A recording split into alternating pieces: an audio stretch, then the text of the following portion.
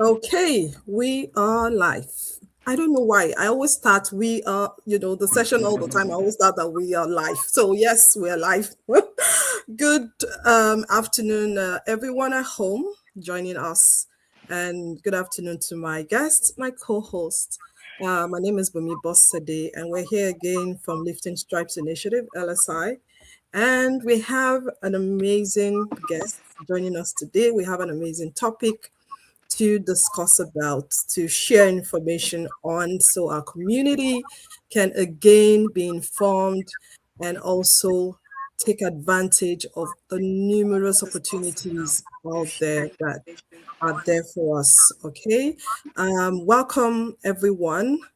And today I have a co host that will be hosting today's session with me. I will allow him to introduce himself. Hello. Hello, my name is Kofumi. As you guys can see on the stream, I'm going to be co-hosting today. Basically, at the end, I'm going to be asking questions from the comments. And yeah, I hope we have a good live today. Thank you so much, Colorfumi. Colorfumi is one of our LSI Youth Ambassadors, and he'll be in charge of asking questions. So please, if you have any question, please put them in the question chat box. We would see them, and questions will be attended to after the presentation. So we don't kind of break the flow. We would treat all questions at the end of the session. Okay, now to introducing my guests. Today, I will be addressing him in his official capacity. Okay, so I have with me today Trooper Ayowale. We've come a long way in community work. Yeah. So I'm so proud and happy to see that you're doing this and, as usual, giving back to your community. So thank you so much for joining us today, and Of I'll allow course. you to introduce yourself. All right. Like Bumi said, my name is Trooper Ayewale. Most of my friends call me Deji, you know, on the civilian side. I am a member of the Canadian Army, the Reserve Force, and I'm in the combat arms, specifically armored soldier. I'm an armored soldier. And yeah, it's been over a year now since I joined the army. It's been a really good experience, and I'm just here to share, my experience and how people can also be a part of it, and most importantly, let people know. A lot of people do not know that they can actually keep the civilian job and still be a part of the military. Thank So you. yeah, just here to share as much as I can today. Thank you so much, Deji, for joining us. Okay, Of now I've course. called you Deji. I've said today I want to be very No, official. that's fine. That's fine. I'll be That's addressing you absolutely in your fine. official capacity. But thank you so much for coming on board today to Mhm. share and to kind of educate us. Of course. Very interesting topic. And the reason why we decided at LSI to have someone come speak to us on this topic was because we just kept, back to back having people reach out to us to ask on opportunities that are available for us as Mhm. parents to take advantage of getting to get our kids to school and having to minimize us having to spend money, the financial Mhm. burden and obligation. And I was in a gathering sometimes last year, and this conversation kind of erupted. And someone drew my attention and said, Bumi, come have a seat. I think you should listen to this. And the conversation was around, oh, do you know that kids could actually go to school for free and the military would pay? And I'm like, are you sure? Are you sure? Are you giving us, the right information? And they were like, yes, it is actually the right information. And this is available to everyone as long as you're a permanent resident or you are a citizen. And for Absolutely. me, I think as a community, I'm not sure if we do have enough information in this regard. And then I began to dig in to find out how we can kind of access this information and make, an informed decision on if it's something we want to consider as a parent. Mhm. Of course, after speaking to your child and finding out the passion of your child, you also want to, involve them in decision making when it comes to things like this. But I think it's a worthwhile information that we all need to be aware of. And as parents, as Nigerians, I'm Nigerian, so I can speak to that. And I think as Africans in general, when we hear of military, the first thing that comes to mind is war, battle. And I had this parent, and we're thinking, no way, I don't want to send my child to the military. And that was the first thing I said today. I was like, military. And he just laughed and said, it's not everybody that goes to war. So yes, let's start from there. Tell us about that area. Okay, well, I do agree with you. There's usually that initial fear. Like there's sorry, just give me a second. I'm trying to fix something here.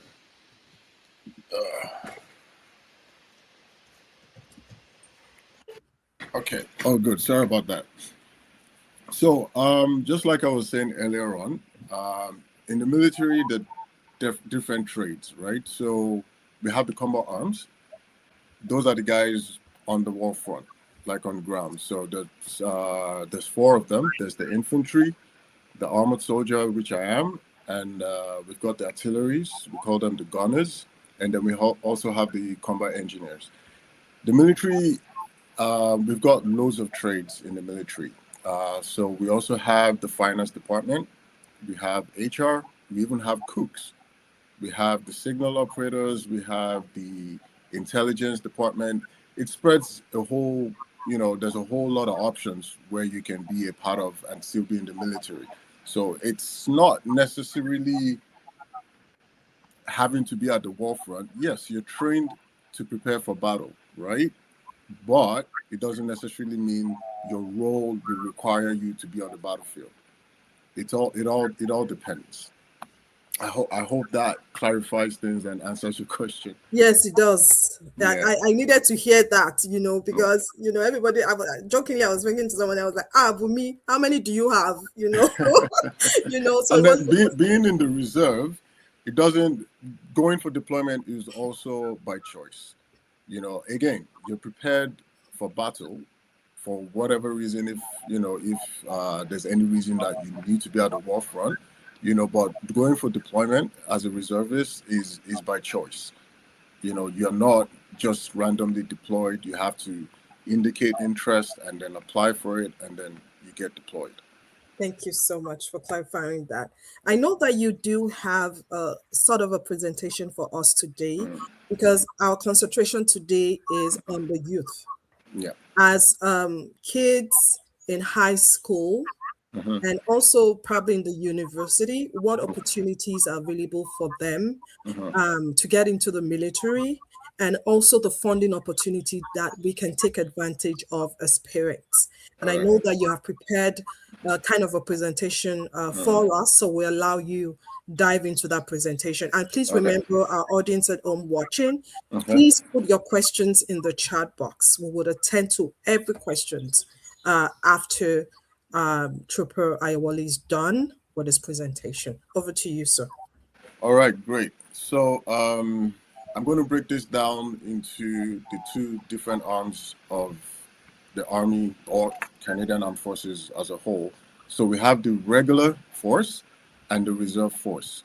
Now, the regular force, that's active duty. You're working full time as a soldier. So with that is your full-time job. For the reservists, this is the part a lot of people do not know about. You actually are working part-time. So you're working, doing your civilian job. We call it CV. On the civil side, you're doing your regular job, and then you also work part-time with the Army. The interesting thing about that is your involvement in the military while being a reservist doesn't interfere with your work. There will be situations where it will interfere, probably if you have to go for some long-term trainings that could last maybe 3, 4 weeks or 5 weeks, depending on what specific training.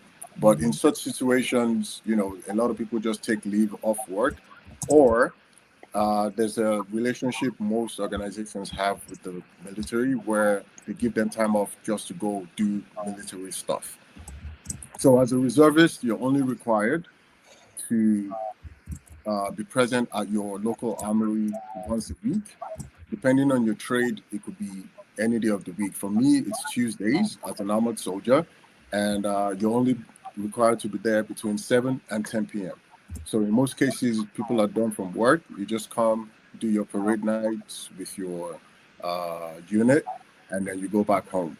And then also, in most cases, you're also required to come one weekend a month. This is where you just do your monthly exercises, more training and individual battle task support, just getting yourself caught up with whatever trainings you need to do with respect to whatever trade you are at the moment. So for regular force, I will just talk briefly on that. Today we're concentrating on the youth. So there is the advantage where, as a youth, when you're done with high school, you can join the regular force to commission as an officer, and your university will be fully paid for. That includes accommodation, all your tuition, textbooks, everything. It will be fully paid for. So the way that works is there's the school called the RMC, the Royal Military College. The popular one is in Kingston here. So you can go to that school or whatever civilian university you would like to go for. So you apply for admission in your choice of university, or you apply directly to RMC. And once you get your admission, they sort out all of your tuition. And the way that works is, depending on your trade, you will be required to commit some time to the military after you're done with school, because they invested in you. It only makes sense that you put back into the military based on what they have invested in you. So more of that information you can find on the website forces.ca. It has every single information you have with regards to that, and also all the available trades that you can be a part of. So, DJ, I'm sorry, I don't want to cut you, but I just wanted to get that website. I want to put it on the chat box. Right. So you say it's forces.ca. .ca. Yeah. And that's FORCES. .ca. .ca. Okay. Correct. All right. So now to the reserve. So for the reserve, I will start with the co-op program, which is, we're concentrating on the youth today. So as a student in high school, if you are in the minimum grade 10 or you have up to 15 credits, you're eligible to apply. So the way this works is, the next program is actually starting in September, and now they've started taking in applications for that, and you can start to make inquiries. So the way that works is, you're going to spend an entire semester with the Army, but you're not going to lose out on schoolwork. So you get all the required credits for that semester. I think it's up to 4 credits. You get all the required credits for the semester while doing Army work. So within that period, you are going to be doing your BMQ. That's what we call the basic military qualification. That's what every single person that's in the military goes through, whether you're coming in as a cook or you're coming in as a finance person or HR. You're going to go through the basic military qualification. It's just a basic training every single Army, whether you're Air Force, Army, whatever the case, you have to go through that. Then afterwards, you're going to go straight to your trade course. Now, the trade course is depending on what trade you decide to go into. So, for example, if you want to be an armored soldier like myself, you will be going for training to be an armored soldier. So as an armored soldier, I think our trade course is about 5 to 6 weeks. And before then you do about 2 to 3 weeks. You have, because you're going to be a driver, you're going to learn how to drive the military vehicles. And that's another advantage, because as a 16-year-old, which is the minimum age to join, you're going to learn how to do. You probably get your military driver's license before you even get your civilian driver's license. So you're going to learn how to drive the G-Wagon, you're going to learn how to drive the mill cart, and of course, it also involves learning how to use a whole lot of weapons. We have several weapons that you're going to be able to learn how to use. We have the C7, which is the standard military weapon that we use. We have the C8, which is similar. The C9, which is a light machine gun. We have the C6, which is the medium machine gun. You're going to learn how to shoot rocket launchers, the M72. You're going to learn how to throw grenades, the C13, and it's a whole lot of, excitement, and it's a lot of fun at the end of the day, and so you're going to go straight into learning all of this. You're going to learn how to drive the vehicles, how to be an armored soldier, how to use the radios. You're going to learn communication. And then once you're done with that, you're pretty much fully qualified in your trade. So you're at that point, you are qualified military personnel. So you're not just having your BMQ, you're already trade qualified, meaning you're fully operational as a soldier. Once that is done, then you likely go back to school. For example, if you're doing it in the first semester in September, you go back to school for the second semester. In the summer, we have guaranteed work opportunities. So you can come back to your unit to work in the summer. It usually starts in May, the 2nd of May, all the way to the 2nd of September, just before school starts. And in that period, even from the point when you start learning and start your trainings, you're getting paid, which is the good part about this. So imagine you're in high school. For starters, you earn about $143 a day. And I think monthly after tax and everything, it comes to about maybe $3,600 to $3,700. So imagine being in high school and you're earning that much money. This is also a good incentive and an advantage for you, while also learning how to be a soldier, which comes with a whole lot of things. You learn about discipline, you learn about teamwork, you learn about a whole lot of things that you can actually, these are hard skills you can take into your civilian life and also be successful over there. So this opportunity is open for students. You can come do your co-op. You can still earn your credits that would apply to your regular credits to help you still graduate in high school. And even I'll speak about, for us, the parents too, we also have the opportunity to join. And you can also be a reservist while keeping your day job. You're working maybe as in the bank or wherever it might be. You still have the opportunity to work as a soldier. Like I said, you're only required to come in once a week. It's 7 to 10 p.m. and then one weekend a month, usually from Friday evenings to Sunday evening. And you'll be meeting up with your requirements as a reservist. It doesn't affect your daily work. And when it comes to the point where you need some training, you can speak to your employer, and they usually have some arrangement with the military. In some cases, the employer is actually compensated to let you go for training in the military. So there's a good relationship most organizations have with the military. So when you're done, during your trainings, you're going through several assessments. So most of the time, they're usually weekly. So for example, if the first week you're learning how to use the C7 weapon, you will, by the end of the week, you'll be tested on how much you've assimilated the information that has been passed across to you. So the assessments are done pretty much every week, not like you're going to write some sort of exam at the end of the day, because before you move on to the next one, you need to be assessed and be certain that you're done with this, because in some cases too, what you're learning prior to the following week is required for you to utilize for the next set of trainings coming ahead of time.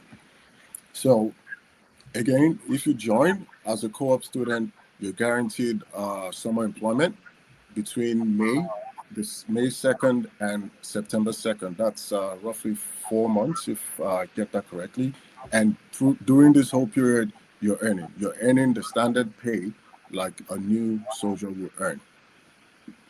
So that's pretty much the summary of how this goes. So if there are any questions, I'll be more than happy to take them. Okay, thank you so much. So, from my understanding, we have two different pathways Uh-huh. as a youth to join the military. Um, we can do you're done high school, then you go directly and into the military school or any university of your choice, and then Yep. the military would be responsible for your tuition and every other funding that is required for you to graduate, right? And at Correct. that stage, then you are committed to the military. Correct. And I Yes. would also like to add, even as a reservist, there's also paid post-secondary school programs that they have. So they pay up to a certain amount. I think it's about $2,000 per year, up to $8,000. That can also help you with your post-secondary school. So maybe you want to go for a diploma or whatever it is that you're doing post-secondary. They support you with a certain amount to help you with school as well, even as a reservist. Okay. Okay. So even as a reservist, you can still get access to some kind Some of kind of financial funding. assistance Correct. from the military as well. Correct. Okay. Thank you. Color for me, I think we have one question on the chat box. Yeah. The question is, sorry, where does this training happen? All right. So the training, again, it depends on your unit. So it depends on the trade that you apply for. So in most cases, they try to get uh, applicants to local armories that are closest to them. So we've got armories in all kinds of places in Toronto, in Hamilton, in Guelph, like a lot of places that armories there. So they try to attach you to a local armory closest to you. So in most cases, your trainings will be happening in your local armory.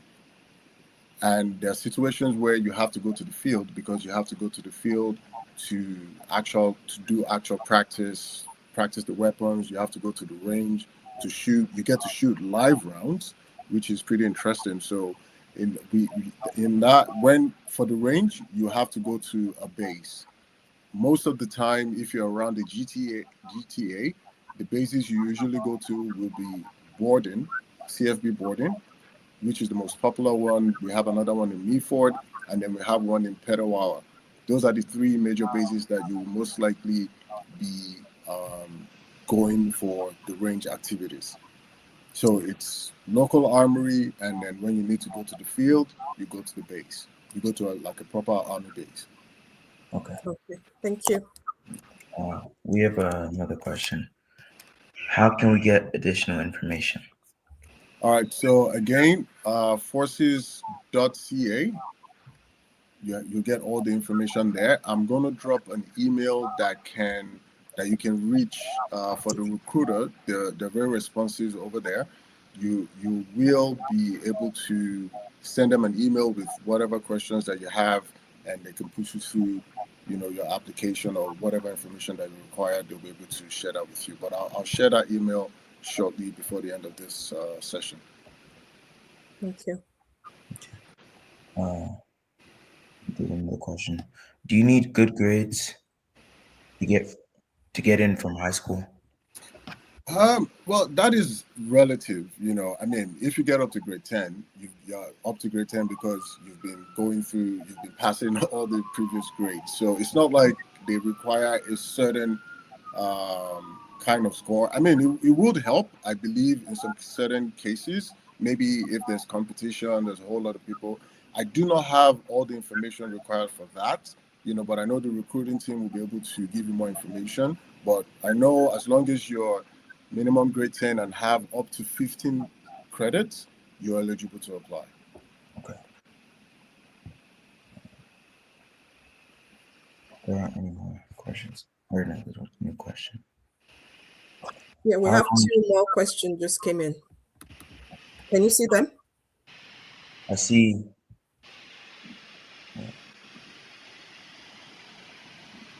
Yeah, I see them. Okay. How long is one required to serve after getting your degree before leaving the military to become a civilian?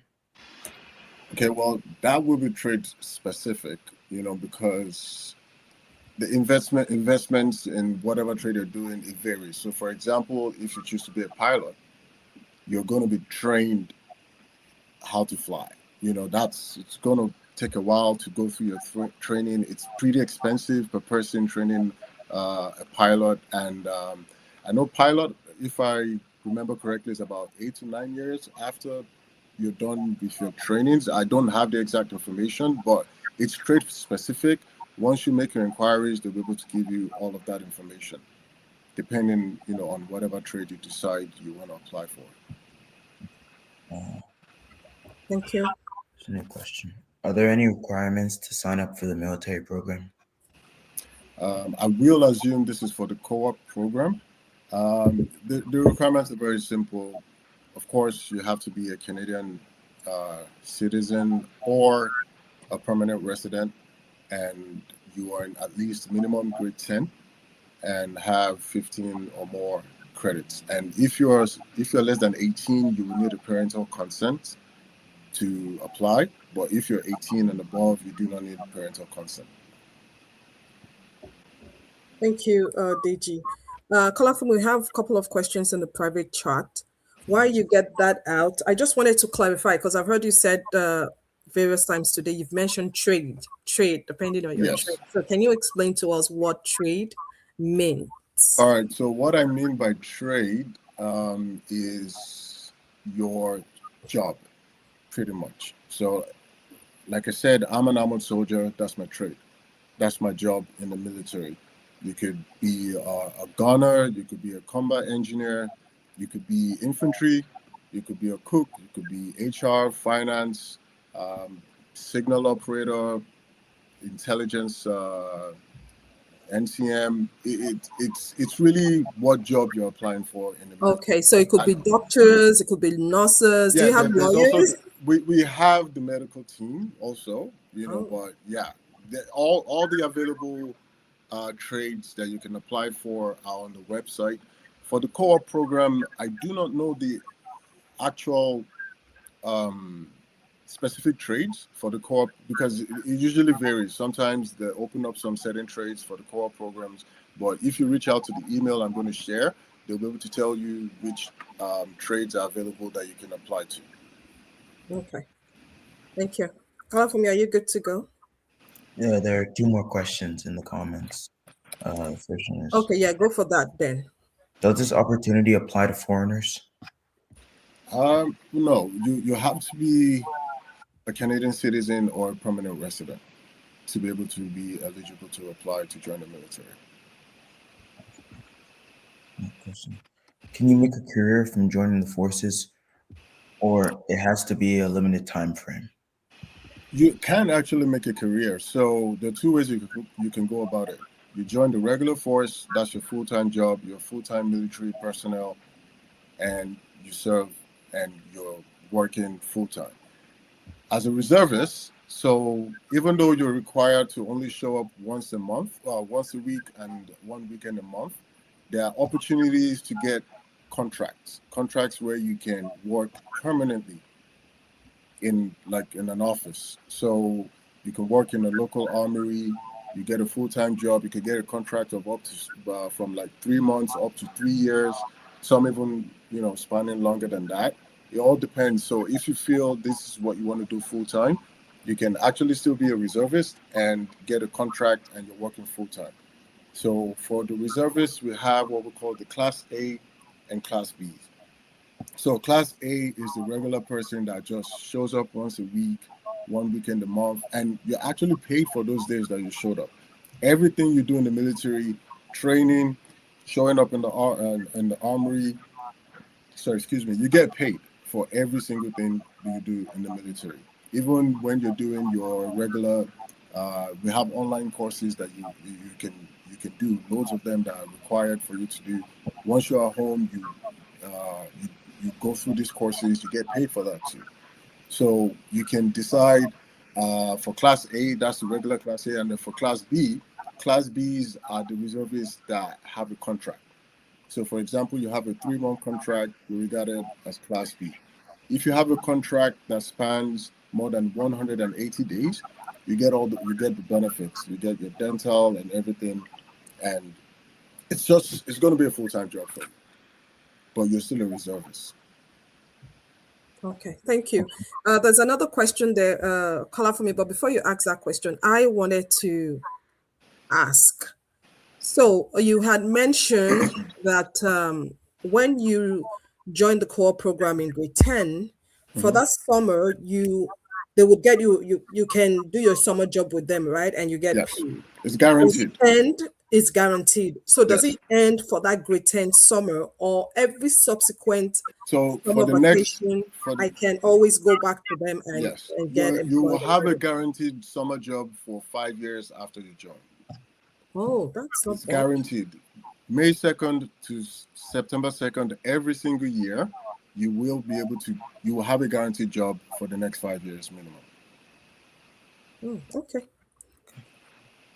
And even beyond that, if you feel you still want to do something in the summer, again, you can apply for available Class B jobs where you can get a contract and you work within whatever time frame works for you. So if you want a 3-month contract, you want a 6-month contract, or a year, 2 years, 3 years, you can apply for such opportunities as well. Thanks.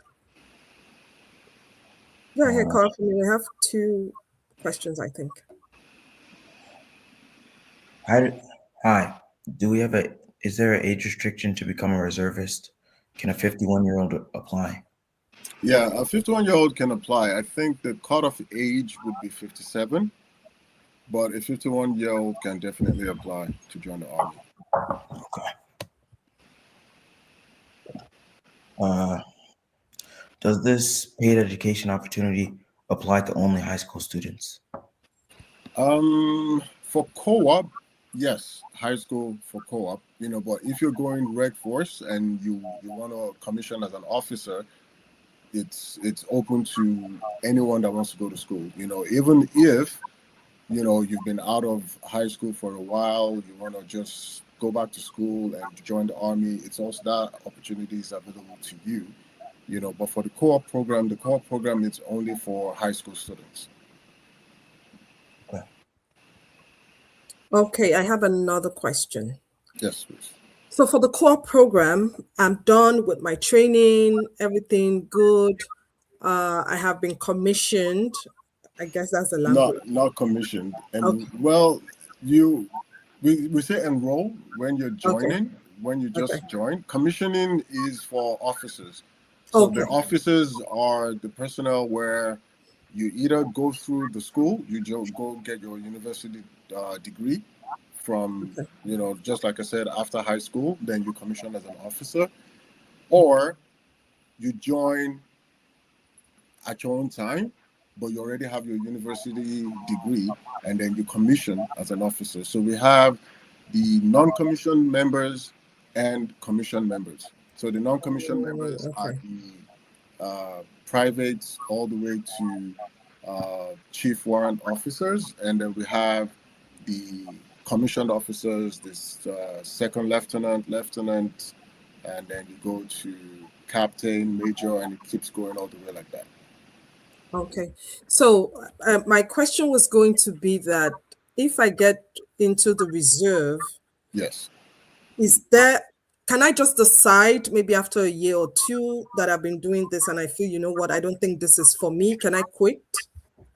Well, I mean, this would apply to pretty much everything you would want to do in life. Yes, you can quit, but it's not something that happens very often, but there's a process to releasing. That's what we call it. If you want to release, there's a process you have to go through. It's possible, but in my experience, there's always a reason to just want to stay back, because it's pretty interesting, and the kind of things you learn being in the military, you can't put a price to it. But if you do decide you want to release, then it's quite possible, and there's a process you have to go through for that to happen. Okay. For me, go ahead. Any restrictions for women?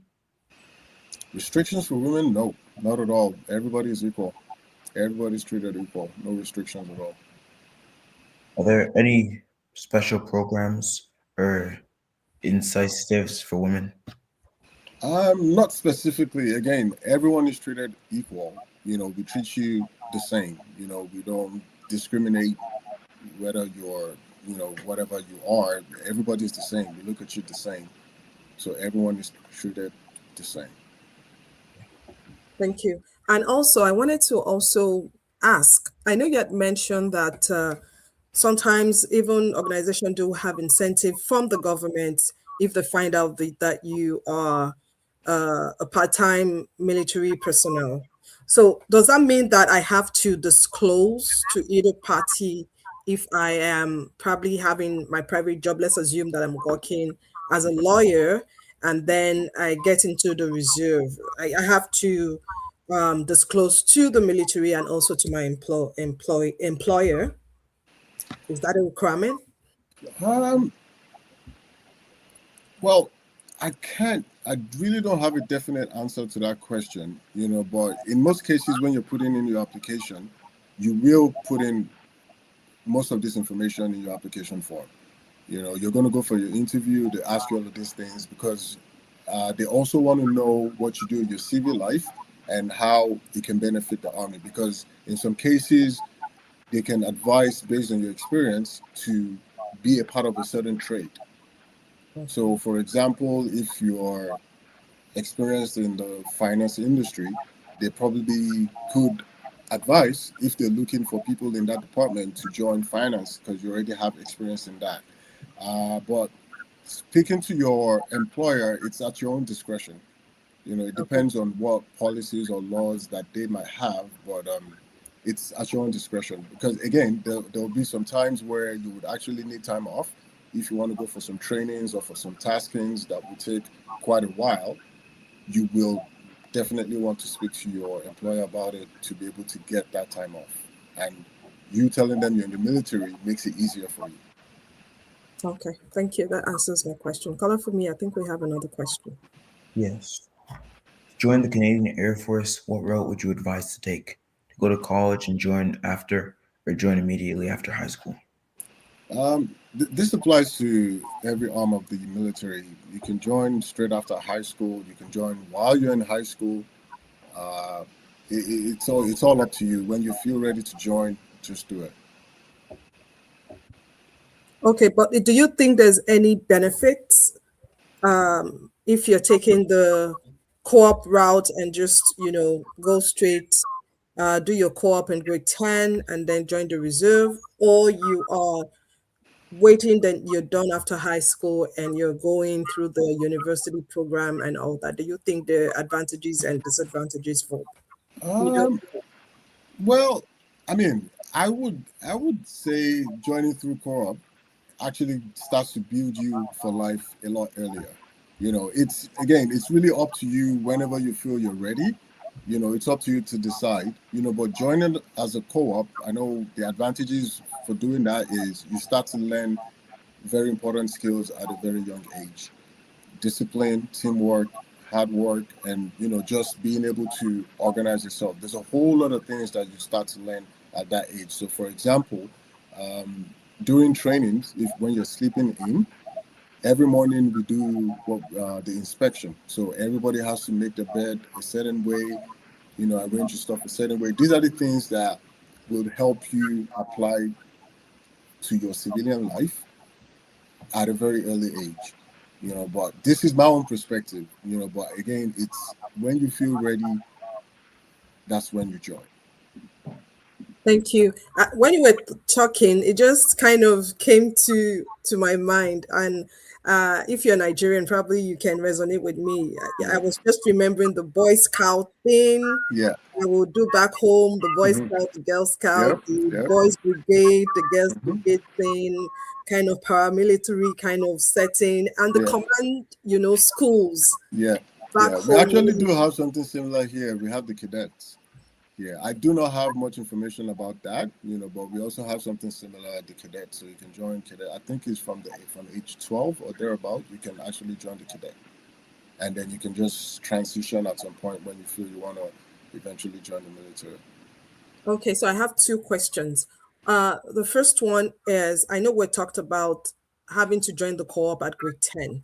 So Mhm. if I feel I'm not ready grade 10, can I take advantage when I'm in grade 12 or grade 11, or it has to be grade 10? Okay, I will have to come back with you with exact information with regards to that, but I believe you will be able to, because the minimum is grade 10 as it is, but the recruiting team will be able to give you more information about that, but I believe it is possible. Okay, thank you. And lastly, my other question is in regards to mental health. What resources are available for, let's assume, youths that come into this program and they feel they need that support mentally? Can Yeah, so you we kind of have we have we have sorry, I'm yeah. sorry, Oh, sorry. sorry to cut you Because short. as parents, sometimes we also want to be sure that our kids are in a safe space Mhm. and they also have all the required resources to protect and guide them, during this Mhm. process. So, what resources do you think kids can take advantage of, and also parents as well, if they need to? Yes, so there are resources available. So we have departments that handle such information. Like if you feel you are in that state that you need that kind of help, there are places that you can go to and then they'll provide the help for you. Especially, we take mental health very seriously. So there's always someone available to help you. And even within your unit, we have people we call the sentinels. They go through a certain course, and they will be able to, they're trained to be able to listen to you with an open mind, coach you, and then direct you to the actual person that can help you further if you need further help. And this might help with the question someone asked earlier. They also have, specific resources that are available to women as well. So all of this information, you can get on the website. That there's loads of benefits. So there's a program that we have where it's called the CF1. So as a member of the Canadian Armed Forces, you can be a member of the CF1. So with this program, you have access to discounts from like pretty much retail stores that you can think about. Just so you know, I'm not even sure if you realize, as a military personnel, you can ride on the go for free wherever you're going. It's free to ride on the go. It's free. Even now, they've added the Up Express, the one that goes from Union to the airport. It's also free to ride. So there are a whole lot of incentives and resources that you can take advantage of to get discounts. To get a lot of them are free, including the mental health support if you need them. Everything is available to you at every time you need them. Thank you so much, Deji. Just keep coming. So Yeah, I know we're still go ahead. within time, so I can ask my question. So It's okay. I was just thinking as you were speaking, is Yeah. there a program? You know how you would do that program they do every year, Take Your Child to School Day, where we can probably have high schoolers a day where they just, anybody interested would Mhm. go to probably a particular reserve and just see what happens on a day to day. Maybe that also will kind of help them make an informed decision on, oh, this looks nice, I think I want to be join Mhm. this program. Like, I know some high schools have specialized program for different trades. Yeah. There's one called I think they call it Chisholm, and different things like that that high schoolers can take advantage of and begin to now get exposed to that occupation or Mhm. profession that they're considering. So do you have anything like that in the military where they can go Um, and explore? well, there's none that I know of, but I believe such experiences can be arranged. So for example, I can bring in a guest to the armory, go through all the processes that are required, and then maybe take them to my unit, speak with my chain of command, and they can actually, make that happen if they want it. But I do not know of any specific program that is done for that purpose. Okay. Thank you so much. That would be great. Maybe if we get enough interest, we can arrange Yeah, of course, something definitely that and can be see arranged. if it will work. Okay. I think that's about it for now. I don't see any other questions pop in. Uh, we are going to then be rounding up. All right.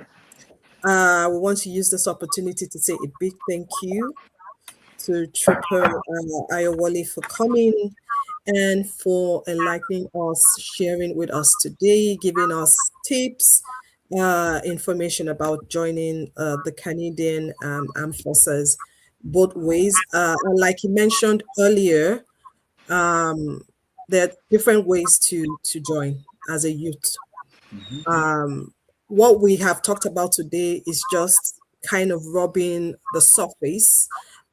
If you need more information, we had shared the link to their website, and I think it's the forces.ca, Correct. where you can take advantage of more information. And I just shared with you the email address for their recruiting department, where they can give you specific information tailored to your situation, Correct. because everybody's situation is different. There's no one size fit all. So you might also want to reach out to that email address and give them a brief history of yourself or your child, and then they would be able to then give you a solution or Tailored suggestion solution. that will be tailored to you or your child.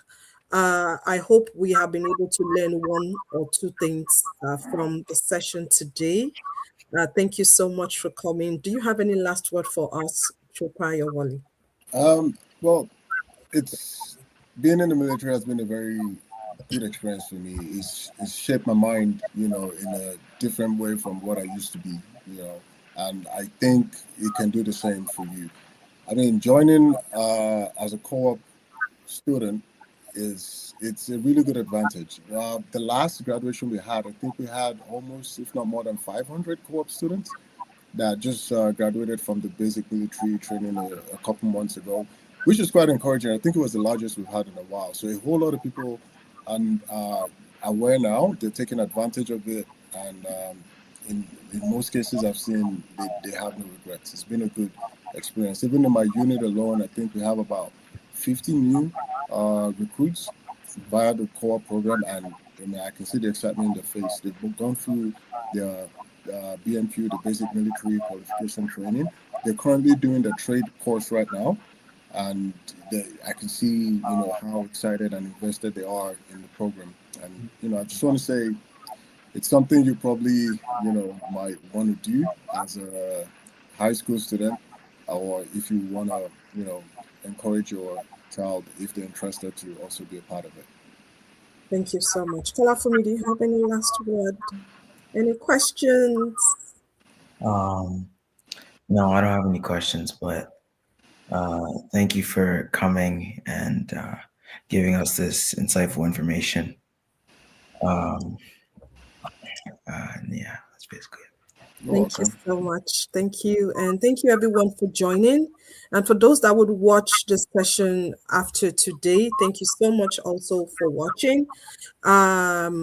Yeah, take advantage of the information that you get from us, make inquiries, speak to your children, find out what their interests are. Sometimes we don't know, right? So find out what their interests are, have these conversations with them and give it a trial, right? You can also send an email and find out, okay, if my child wants to try this, can they try? And if they feel that it's not a good fit, can they also step back, get all those information, then make a decision on it. I hope you guys have learned one or two things. Thank you so much everyone for joining us. We'll see you next month. We'll be talking about mental health, and I would employ that we all join, because the truth is there's a lot going on. And as a community, we know that when it comes to mental health, we shy away from a lot of things as parents, as caregivers. And I think we need to create more awareness and also be aware that we have a lot of resources, sometimes free, that are available for us and our children. right? So join us next month as we'll be talking about the youths and their mental health. So thank you everyone for joining. Have a good rest of your day. This is us at LSI. Thank you and have an amazing afternoon. Bye. Have a good day, guys.